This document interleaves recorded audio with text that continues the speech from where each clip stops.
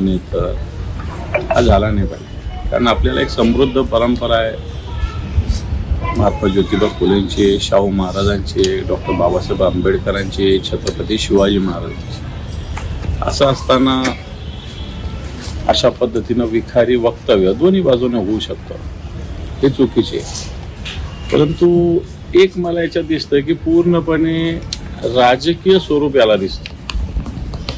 कारण ज्या मंत्रिमंडळानं निर्णय घेतलेला आहे त्याच मंत्रिमंडळातले कॅबिनेट मंत्री त्याच्या विरोधात भाषण करतात. मग एवढंच या मंत्रिमंडळाच्या निर्णयाला विरोध आहे तर त्या मंत्रिमंडळात का राहावं हा एक माझा प्रश्न आहे.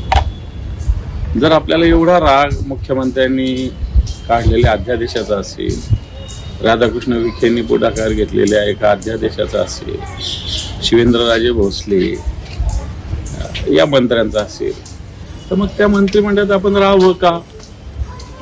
परंतु मंत्रिमंडळातही राहायचं, मंत्रिमंडळाच्या घेतलेल्या निर्णयाला विरोध करायचा, हा दुटप्पीपणा मला असा ओव्हरऑल दिसतो.